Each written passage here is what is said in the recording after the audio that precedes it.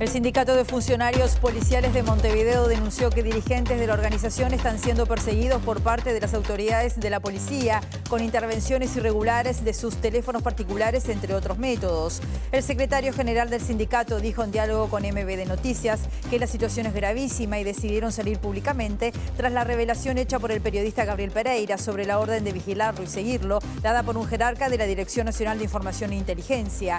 Desde la Asociación de la Prensa Uruguaya expresaron preocupación por la situación y, al igual que el sindicato policial, se pidió una reunión al ministro del Interior, Luis Alberto Heber, que en el caso de Pereira anunció que se abrió además una investigación de urgencia para establecer responsabilidades.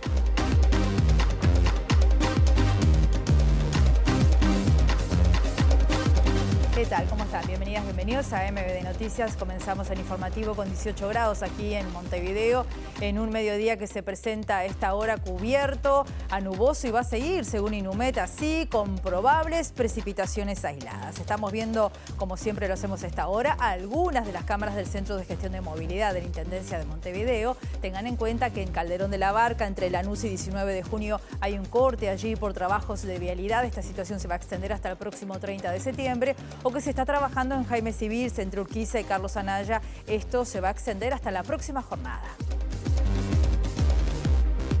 Y ahora vemos otros títulos de la jornada.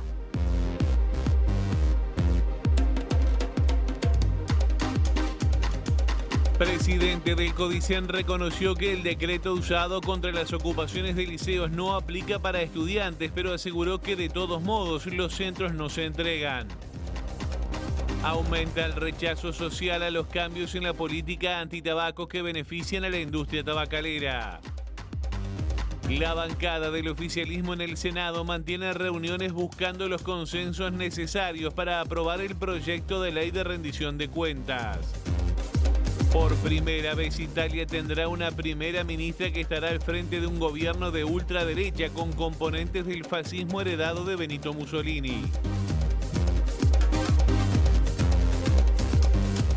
Hace minutos, en el marco de la Asamblea General de Naciones Unidas, habló el canciller Bustillo. El canciller Francisco Bustillo reiteró en esta ocasión que para Uruguay la guerra en Ucrania es injustificable y le pidió a la Federación Rusa que se retire del territorio ucraniano y pidió también una nueva mesa de negociaciones. Es imperioso, dijo, que la Federación de Rusia cese las hostilidades y se retire a la mayor brevedad del territorio ucraniano, remarcó el canciller, que también puso el foco en el cambio climático y los nuevos flujos migratorios vinculados con la guerra. Bustillo habló del impacto para las economías de países que incluso están alejados de la zona. Dijo que el déficit de productos agrícolas afecta seriamente a los países importadores de menor desarrollo y la falta de acceso a los mercados mundiales genera inseguridad alimentaria en varias regiones del mundo, acaba de decir el canciller entonces en el marco de esta Asamblea General de Naciones Unidas.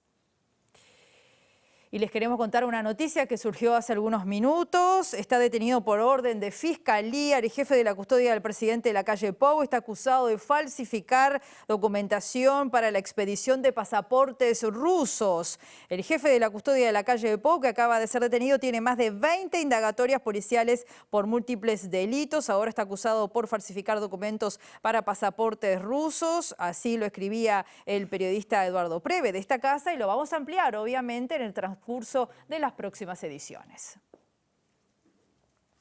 En el marco de la discusión parlamentaria de la rendición de cuentas, la Intergremial Universitaria anunció una serie de movilizaciones en reclamo de mayor presupuesto para la Casa de Mayor Estudios. Para esta semana están confirmadas las ocupaciones de las facultades de Psicología, de Información y Comunicación y de Ciencias Económicas, además del ISEF y la sede de Maldonado, del CUBRE. El Consejo Federal Ampliado de ADUR del 19 de septiembre definió monitorear la negociación colectiva que denuncian sigue estancada y que fue suspendida de manera unilateral por el gobierno. ADUR señala que de aprobarse esta rendición de cuentas, la Universidad de la República llegaría a 2025 habiendo perdido un 7,6% de su presupuesto global y con una pérdida de salarios consolidada, proyectos de desarrollo académico imposibilitados, becas estudiantiles desfinanciadas y una relación entre cantidad de estudiantes y horas horas docentes deteriorada. Los peores números en 10 años, denuncia ADUR, bajando desde 1,8 horas semanales docente por estudiante en 2012 al 1,52 de la proyección para 2024. A esto se suma el desfinanciamiento de los sistemas científico y cultural, recortes en la educación pública, persecución sindical y reformas sin consultas tanto en UTEC como en ANEP, incluyendo las áreas de formación en educación. ADUR alerta sobre un debilitamiento presupuestal e institucional de la educación pública y anunció que en los próximos días resolverá profundizar las medidas con nuevas ocupaciones de más centros universitarios. Este martes realizan una conferencia de prensa desde la ocupación del ISEF de Parque Valle. El presidente del CODICEN, Robert Silva, dijo hoy aquí en Ciudad Viva que el sistema educativo estaba fragmentado entre primaria, secundaria y UTU, refiriéndose así a la necesidad de implementar la reforma educativa. Silva dijo que se creó un marco curricular comprensivo de todo el sistema con un diálogo pedagógico que busca que el estudiante tenga un trayecto continuo. La realidad de este país era que el sistema estaba curricular y en general, pero curricular en particular, estaba absolutamente fragmentado, para entendernos. Primaria hace su plan, secundaria su plan, UTU su plan, sin comunicación, sin diálogo. Entonces nos pasa, no solo por eso, pero también por eso, situaciones como que el tránsito educativo de nuestros estudiantes se ve seriamente afectado a medida que va pasando de nivel. No estoy diciendo nada nuevo. Esa educación básica integrada hasta los 15 años tiene una primera parte que comprende la educación inicial, los chiquitos, 3, 4 y 5 años, primero y segundo de primaria, una segunda parte que es de tercero a sexto de primaria y luego un tercer ciclo que es lo que hasta ahora es primero, segundo y tercero, que va a ser séptimo, octavo y noveno en esa lógica de continuidad, de trayecto educativo en lo que respecta a la educación básica. Van a seguir estando, para entendernos, si sí, lo que tú decías, ¿verdad? Pienso, digo, ¿se van a meter en los liceales o no se van a meter? Van a seguir yendo a los liceos, van a seguir siendo a la UTU. Los locales van a seguir con la administración que tienen porque es un tema legal. Va a seguir dependiendo de secundaria. Va a seguir dependiendo de secundaria, va a seguir dependiendo de UTU. Pero lo que está cambiando, que a veces es difícil de explicar y más complejo de entender, es que la génesis, la concepción, la articulación, la coordinación del sistema educativo está comenzando a existir. Y sobre las ocupaciones de los liceos por parte de estudiantes y las amenazas de denunciarlos penalmente, Silva reconoció que se llegó a la conclusión de que el decreto del año 2000 que se venía aplicando no rige porque refiere a los trabajadores, pero reafirmó que el centro educativo no se entrega. Hemos llegado a la conclusión que claramente el decreto del año 2020 no rige porque refiere al mundo del trabajo, a los trabajadores, entonces para el caso de estudiantes no rige, y a partir de la autonomía que la ANEP tiene como ente autónomo, establece sus estatutos y sus reglamentos, los cuales son de aplicación. Y el proceder de secundaria no ha sido, digamos, prohibir la ocupación. Lo que ha sido lo de secundaria es decir, nosotros no vamos a entregar más los centros y por lo tanto los estudiantes que quieran manifestar y hacer sentir su opinión lo pueden hacer perfectamente. La protesta en una república tiene que estar garantizada y lo está. Lo que los estudiantes no pueden hacer es coartar el derecho de otros estudiantes, de la enorme mayoría, que quieren estudiar. No puede coartar el derecho de los docentes y los trabajadores que quieren ingresar a desarrollar sus clases y sus actividades. Entonces, la protesta está, el centro educativo no se entrega y los estudiantes que quieren protestar, protestan, los que quieren ingresar a clase ingresan, los docentes que quieren ingresar, ingresan. Eso es el criterio que ha tomado secundaria, que es un cambio, y es cierto. El proyecto de rendición de cuentas debe ser aprobado por el Senado a más tardar el 5 de octubre, por lo que el oficialismo busca a estas horas los consensos necesarios entre los temas en los que todavía no hay acuerdo y fueron analizados esta mañana por la bancada multicolor. Figuran los artículos que transfieren fondos del Instituto de Colonización e INAC para ciencia. Desde el Partido Nacional y Cabildo Abierto se han manifestado a la negativa a esta propuesta y habrían conseguido un compromiso al respecto. Así lo anunció el senador colorado Pablo Lanz. Estamos trabajando en la coalición, en contacto permanente con el Ministerio de Economía, estamos avanzando. Yo no les puedo adelantar precisamente cuáles son los renglones que se van a afectar, pero creo que en la coalición de gobierno hay una coincidencia plena para encontrar esos recursos dentro del presupuesto nacional y contemplar algunas solicitudes que vienen por parte de la UDELAR y estos artículos tan controversiales como eran el Instituto de Colonización, quitarle recursos al Instituto de Colonización, que reitero, el Partido Colorado ha sido muy enfático que esos artículos no lo acompañaban, así que estamos trabajando con Economía para encontrar esos recursos, para que esos recursos que se destinaban a la UDELAR y precisamente al Hospital de Clínicas, con cuestiones que nosotros compartimos, se encuentren esos renglones para que los recursos que eran de colonización, LATU y demás queden para ser financiados directamente hacia el sector pecuario. Cambiamos de tema. El secretario general del Sindicato de Funcionarios Policiales de Montevideo, Ricardo González, dijo hoy a MBD Noticias que existe mucha preocupación por las denuncias sobre escuchas telefónicas ilegales a dirigentes de la organización. Por este tema se pidió una reunión urgente con el ministro Luis Alberto Heber. La semana pasada recibimos por parte de compañeros, de colegas, de que podía estar dando esta misma situación de tener los teléfonos intervenidos y todo esto en dirigentes del sindicato. Y concretamente es eso, que dirigentes del sindicato tendríamos intervenido en nuestros teléfonos, que nos preocupa y de ser así sería una situación gravísima, de ser certero, es algo que es grave. Esto llevó a que en el día de hoy le transmitiéramos al señor ministro del Interior el pedido de una reunión para poder reunirnos y plantear esta situación, ¿no? También separa un poco lo que es el mando político del Ministerio del Interior con el mando jerárquico, porque a nosotros esto nos llega de que se estaría dando por parte del mando jerárquico, no del mando político del Ministerio del Interior. Por eso también un poco esperar a poder reunirnos con el ministro para transmitirle esta situación que la verdad que nos preocupa mucho. Y bueno, por ahora es eso.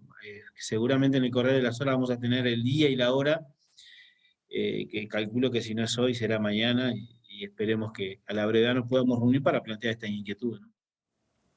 Y el presidente de APU, Fabián Cardoso, aseguró hoy que se está siguiendo con mucha atención la denuncia presentada por el periodista Gabriel Pereira sobre seguimiento de los servicios de inteligencia en su contra. Según Cardoso, la denuncia es de extrema gravedad. Nuestra intención es monitorear esta situación, obviamente de acuerdo a lo que el periodista, en base a su libertad de elegir, más allá de la representación o no, de formar parte de la organización. Nosotros nos interesa que este tipo de temas no queden por simplemente una denuncia pública que alguien puede hacer en un medio de comunicación. Es de extrema gravedad. Nosotros hemos dicho más de una vez que lamentablemente algunas de estas cosas que son habituales, que pasen en otros países de la región, antes no llegaban al Uruguay. Pero lamentablemente parece que sí. Todo lo que tenga que ver con investigación a periodistas, en este caso desde el propio Estado. Anteriormente dimos cuenta de otra situación lamentable, que fue una amenaza a una periodista como es Silvia Techera, una colega del departamento de Cerro Largo. En sí, lamentables episodios que no eran comunes en el Uruguay y que dan cuenta de que tenemos que activar al menos una luz amarilla en cuanto a la situación de la libertad de expresión en el país.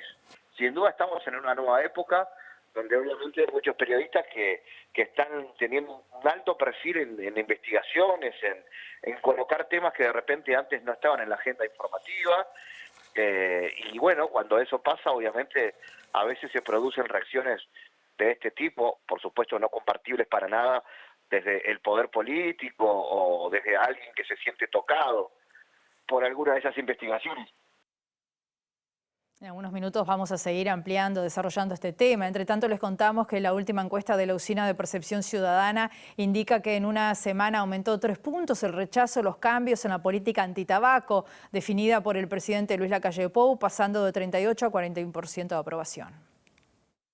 El nuevo trabajo abarca consultas realizadas entre el 16 y el 19 de septiembre, mientras que el sondeo anterior había sido realizado entre el 9 y el 13 de septiembre. La encuesta difundida este lunes por La Diaria refleja que 35% de la población está muy en desacuerdo con los cambios a la política antitabaco y 6% algo en desacuerdo, totalizando 41% de rechazo, 3 puntos más que la medición anterior. También hubo cambios en el apoyo a esta medida, cayendo un punto porcentual entre los informes de la Usina de Percepción Ciudadana. Actualmente 11% dice que está muy de acuerdo y 13% algo de acuerdo, sumando 24% de respaldo. Ambos estudios fueron concretados luego del cambio definido por Torre Ejecutiva a principios de mes en el etiquetado y empaquetado de cigarrillos, pero antes de que este viernes 23 se conociera una nueva flexibilización. En este caso está vinculada a los impuestos que paga la industria tabacalera, lo cual permitirá reducir el precio de venta al público, otro aspecto considerado como un estímulo al comercio, pero contrario a la salud de la población. Hasta el 30 de septiembre se va a realizar la Semana del Corazón, que es organizada por la Comisión Honoraria para la Salud Cardiovascular. En Uruguay, las enfermedades cardiovasculares son las primeras causas de muerte.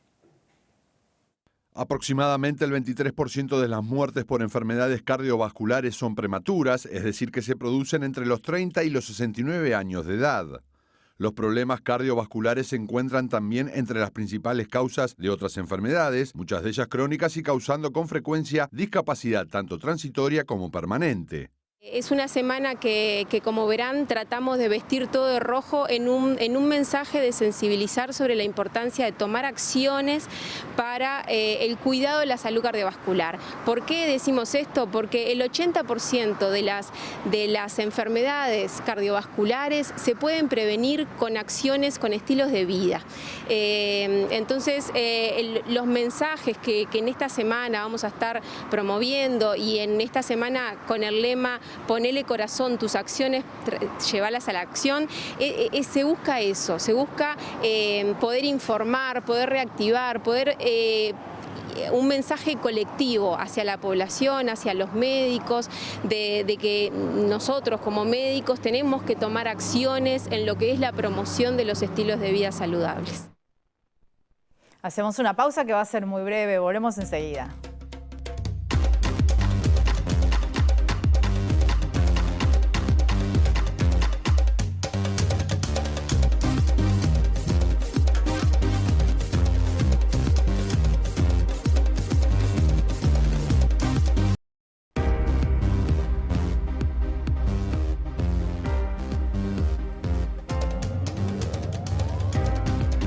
Segundo bloque de MBD Noticias. Continuamos con la información desde Montevideo con 18 grados a esta hora. Y les contamos que en el ámbito internacional no hubo hasta el momento comentarios oficiales del gobierno chino a las versiones que circularon en redes sociales durante este fin de semana en las redes occidentales sobre un presunto golpe de Estado del que no hay indicios visibles en Beijing, la capital china. Desde esa ciudad nos informa nuestro compañero Eduardo Delgado. La cotidianidad de la vida en China mantiene su normalidad ajena a las versiones difundidas en diferentes redes sociales occidentales sobre un presunto golpe de Estado en este país. El tema no ha tenido respuesta alguna de parte del gobierno chino y tampoco figura en los medios de comunicación locales. Otros temas son los que ocupan la agenda informativa en este país. Solo se han visto un reforzamiento de la seguridad en el primer anillo de Beijing, donde, según diferentes fuentes consultadas, se deben a la cercanía del Congreso del Partido Comunista que se celebrará el 16 de octubre. Fueron elegidos un total de 2.296 delegados para asistir al venidero 20º Congreso Nacional del Partido Comunista de China. Esto según un comunicado oficial. La lista incluye al presidente Xi Jinping, quien en esa ocasión sería reelegido para un tercer mandato. El Congreso genera expectativa, ya que además de varias autoridades, en el mismo se definirían parte de las principales líneas de acción del gobierno chino en los próximos años. Por otra parte, Hong Kong levantó desde este lunes la cuarentena obligatoria en hoteles por el COVID-19 para todas las personas que llegan a su territorio, tras más de 2 años y medio de vigencia de esa medida. Quienes viajen a Hong Kong tienen que hacerse pruebas por su cuenta durante 3 días después de entrar en esta zona de China. En ese plazo pueden ir al trabajo o a la escuela, pero no entrar en bares o restaurantes. Otra medida que cambia es que el examen PCR previo al vuelo, que se exigía a los viajeros de Hong Kong 48 horas antes de volar, se sustituye por una prueba rápida de antígenos. En Italia, la coalición formada por Hermanos de Italia, Liga y Forza Italia ganó las elecciones generales con mayoría absoluta según las proyecciones de los resultados de los comicios de ayer. La ultraderechista Giorgia Meloni, de 45 años, va a ser la primera mujer al frente de un gobierno en el país que se anuncia va a ser el más de derecha desde el final de la Segunda Guerra Mundial, con componentes del fascismo heredado de Mussolini. La ultraderechista Giorgia Meloni llega al poder en Italia. La coalición formada por Hermanos de Italia, Liga y Forza Italia ha ganado las elecciones generales con mayoría absoluta, según las proyecciones de los resultados de las elecciones de este domingo. Si possa dire che dagli italiani in queste elezioni politiche è arrivata una indicazione chiara. E l'indicazione chiara è per un governo di centrodestra a guida Fratelli d'Italia. La alianza entre Meloni, el soberanista Matteo Salvini y el conservador Silvio Berlusconi ha logrado cerca del 43% de los votos, por lo que tendrá mayoría absoluta tanto en la Cámara de Diputados como en el Senado. El partido de Meloni ha sido el más votado con un 24,6% de los votos, una subida meteórica respecto a las anteriores elecciones en las que obtuvo un 4,3%. La Liga suma un 8,5% y Forza Italia un 8%, los peores resultados de su historia. Por su parte, la coalición progresista obtuvo, según las proyecciones, un 26,14% de los votos. En particular, el líder del Partido Demócrata, Enrico Letta, podría ser una de las víctimas electorales, después de que la formación haya caído, según las proyecciones, hasta el 18,7%. Junto a Meloni, el otro gran protagonista de la noche es Giuseppe Conte, el ex primer ministro que se convirtió en el líder del M5S y que ha logrado situar a la formación como el tercer partido del país, con el 16,5% de los votos, por encima de los sondeos previos y cuando parecía abocado al fracaso debido a las guerras internas. Y luego de 7 años se reabre hoy la frontera terrestre entre Venezuela y Colombia. Tras años de confrontación entre los gobiernos de ambos países, la llegada de Gustavo Petro a la presidencia de Colombia supuso un giro sin precedentes en las relaciones diplomáticas y un idilio apresurado que avanza hacia un matrimonio de conveniencia, cuya duración dependerá de la disposición de unos y otros a ceder terreno.